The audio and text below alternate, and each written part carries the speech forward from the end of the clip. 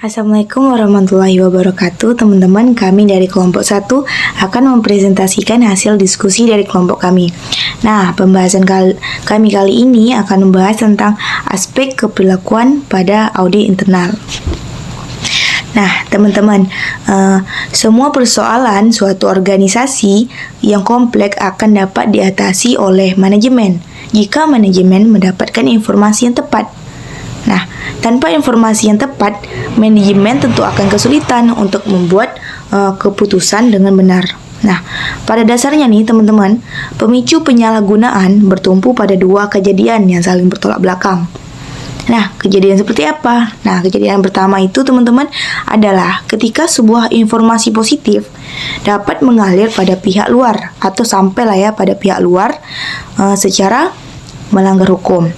Nah, yang kedua itu ketika informasi positif maupun informasi negatif dicegah keluar dari perusahaan.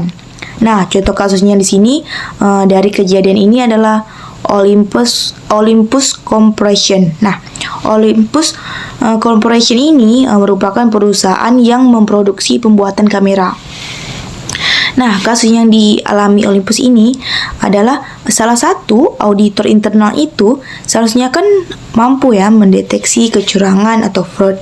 Nah, teman-teman, ketika fraud dapat dideteksi, otomatis auditor dapat dong mengecek dan memberikan saran perbaikan pada bagian sistem pengadilan internalnya. Nah, sehingga fraud tersebut dapat dicegah. Namun sayangnya teman-teman, audit internal Olympus ini malah melakukan hal yang sebaliknya. Ia malah menutupi kecurangan dan kerugian dari perusahaannya ini. Nah, alhasil dari hal yang telah dilakukannya ini, ia dipenjara selama 5 tahun, teman-teman, seperti itu. Nah, berdasarkan contoh kasus ini, kami dari kelompok 1 akan membahas makalah tentang aspek keperilakuan pada audit internal. Nah, teman-teman, sebenarnya apa sih audit internal itu? Nah, audit internal itu adalah suatu aktivitas independen yang menjamin kekayaan dan memberikan konsultasi yang dirancang untuk memberikan suatu nilai tambah serta meningkatkan kegiatan suatu organisasi. Nah, apa tujuannya? Tujuannya adalah untuk membantu semua pimpinan manajemen dalam melaksanakan tanggung jawabnya. Nah, seperti itu teman-teman. Terus apa sih bedanya auditing dan auditor itu? Nah, jadi auditing itu adalah proses atau tata cara pengumpulan dan pengevaluasian bukti yang ada mengenai pernyataan tentang kegiatan dan kejadian ekonomi. Nah, kemudian dengan tujuan untuk menetapkan tingkat kesesuaian antara pernyataan tersebut dengan kriteria yang telah ditetapkan seperti itu. Lalu kemudian barulah diinformasikan kepada pihak yang berkepentingan. Nah, siapa sih pihak-pihak yang berkepentingan itu? Nah, itu disebut dengan stakeholder. Nah, stakeholder ini ya bisa berasal dari internal organisasi, misalnya manajemen puncak, atau bisa juga berasal dari eksternalnya seperti pemegang saham ataupun pemerintah. Nah, misalnya gini, auditor diberi tugas untuk mengaudit laporan keuangan. Nah, pemeriksaan ini bukan bermaksud untuk mencari kesalahan atau menemukan kecurangan, walaupun dalam pelaksanaannya itu sangat memungkinkan ditemukannya kesalahan ataupun kecurangan seperti itu. Nah, pemeriksaan yang dimaksud di sini itu kayak memeriksa gitu untuk menilai kewajaran terhadap laporan keuangan itu berdasarkan prinsip akuntansi yang telah berlaku umum di Indonesia seperti itu. Nah, lalu auditor itu apa?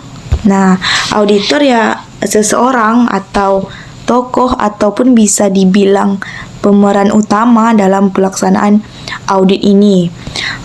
Auditor adalah sebuah profesi seseorang yang memiliki kualifikasi tertentu dalam hal melakukan tugas audit atas laporan keuangan dan kegiatan suatu organisasi, perusahaan, atau lembaga ataupun instansi lah ya. Nah, auditor internal juga memiliki fungsi sebagai penilaian sistematis dan objektif yang dilakukan oleh auditor internal untuk memeriksa mengevaluasi kegiatan organisasi. Nah, teman-teman, audit internal ini hadir atau eksistensi ataupun keberadaannya itu untuk membantu pencapaian tujuan perusahaan dengan memberikan penilaian, sehingga dapat menyampaikan rekomendasi yang memiliki nilai tambah bagi perusahaan. Nah, kemudian aktivitas audit itu juga menjadi sebuah pendukung utama teman-teman dalam tercapainya tujuan pengendalian internal. Nah, saat menjalankan tugas, auditor internal harus berlaku objektif meskipun di orang dalam lah istilahnya gitu kan. Nah, dia tetap harus berlaku objektif seperti itu. Dan kedudukan yang di dalam perusahaan adalah independen. Seperti itu, teman-teman. Nah, setelah kita mengetahui apa itu audit internal, sekarang kita harus kita ketahui itu adalah bagaimana memotivasi pihak yang diaudit. Nah, sebenarnya apa sih motivasi? Nah, motivasi merupakan dorongan atau alat bantu yang terbesar lah ya dalam seorang auditor internal. Nah, dalam teori motivasi ala Maslow dikenal dengan 5 kebutuhan pokok. Nah, ada 2 yang terkait dalam materi ini, di mana yang pertama itu adalah kebutuhan menjadi bagian dari organisasi. Dan kemudian yang kedua adalah menghormati diri sendiri dan orang lain. Nah, selanjutnya teman-teman, yaitu hubungan dengan gaya manajemen atau kepemimpinan. Nah, teman-teman, dalam sebuah perusahaan, setiap manajemen tentu memiliki gaya kepemimpinan yang berbeda. Nah, sebelumnya apa sih gaya kepemimpinan itu? Nah, gaya kepemimpinan merupakan cara bagi pemimpin untuk mempengaruhi kinerja karyawannya. Nah, kalau gaya manajemennya baik, maka kinerja karyawannya akan meningkat dong, dan begitu juga sebaliknya gitu.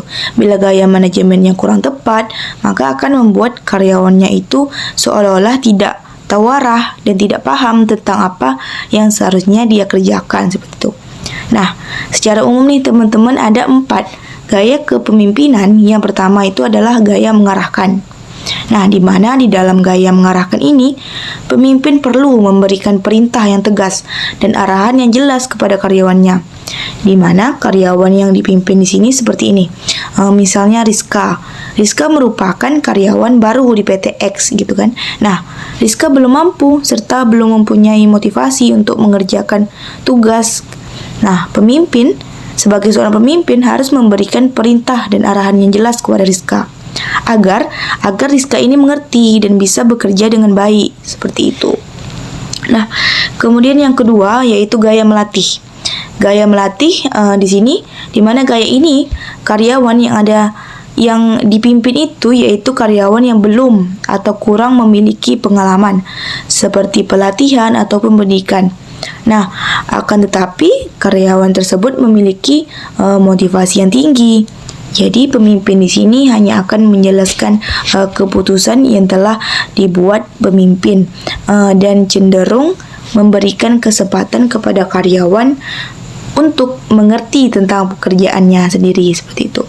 Nah, yang ketiga yaitu gaya mendukung, di mana karyawan yang dipimpin itu di sini yaitu karyawan yang sudah mampu untuk mengerjakan tugas dan memiliki motivasi tinggi, tetapi ia belum mempunyai kepercayaan diri gitu. Nah, pemimpin di sini itu lebih cenderung memberikan kesempatan kepada karyawan untuk saling bertukar pendapat dan ikut serta dalam pengambilan keputusan. Nah, di mana pemimpin berusaha mendukung langkah-langkah yang diambil karyawannya jika dirasa langkah tersebut baik untuk kemajuan sebuah perusahaannya, seperti itu. Nah, yang keempat yaitu gaya mendelegasikan. Nah, di mana karyawan yang dipimpin di sini yaitu karyawan yang sudah mampu untuk mengerjakan tugas serta memiliki motivasi yang tinggi dan kepercayaan diri yang tinggi. Jadi pemimpin di sini hanya mendelegasikan atau membagikan tugasnya saja.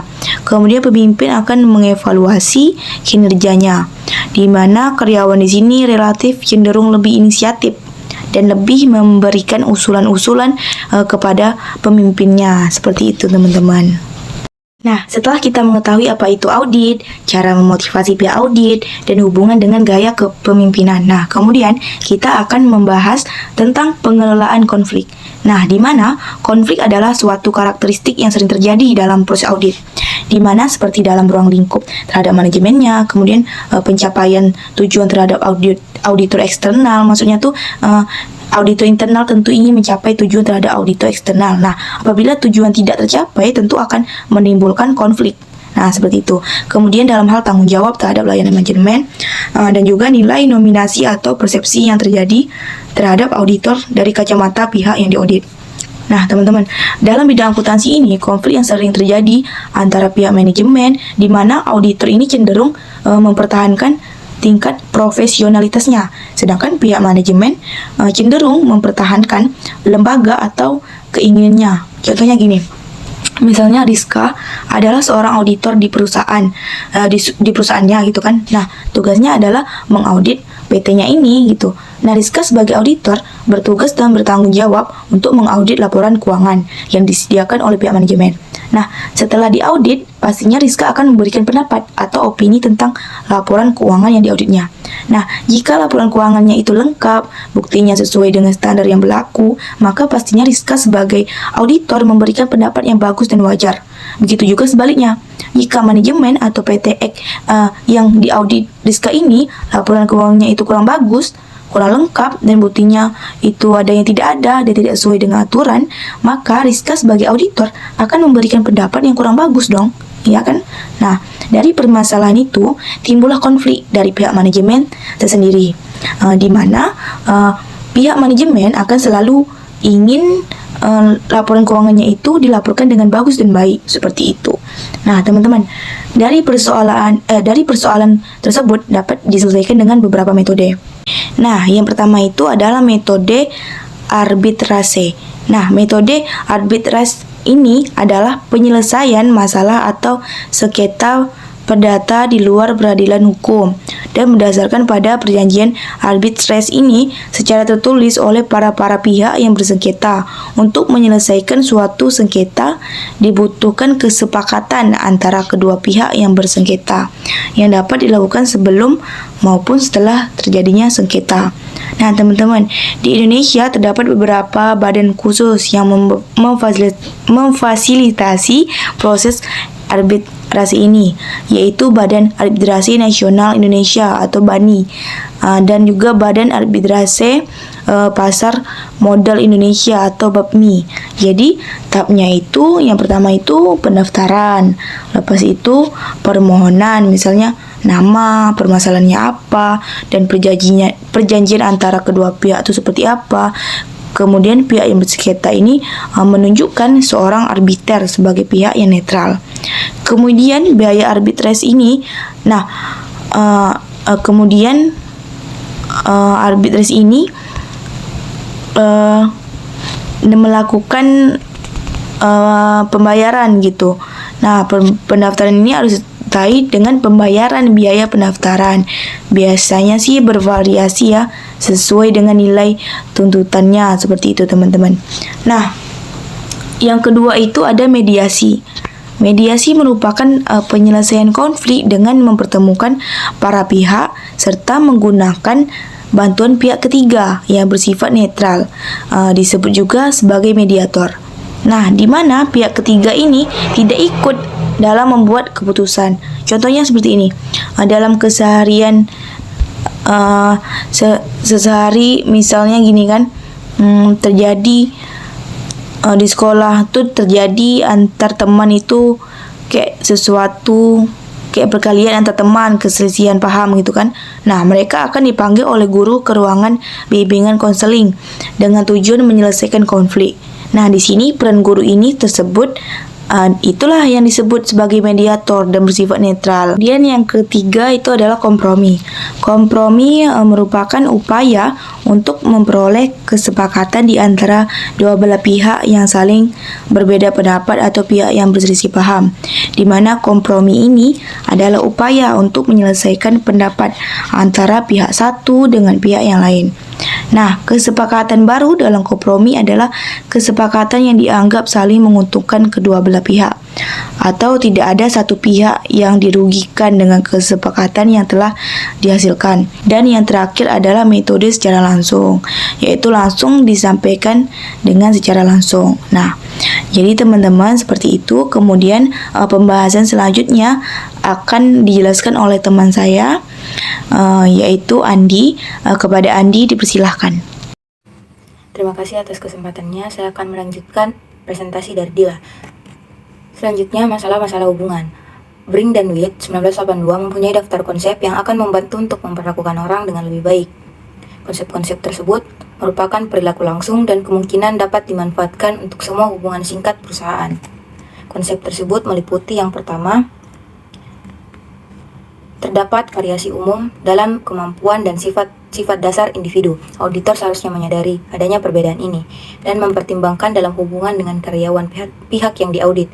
Yang kedua, pengaruh terbesar terhadap perasaan-perasaan dan emosi seharusnya dipertimbangkan. Auditor seharusnya mengenali keberagaman peranan dan mencoba menangani hal tersebut secara efektif.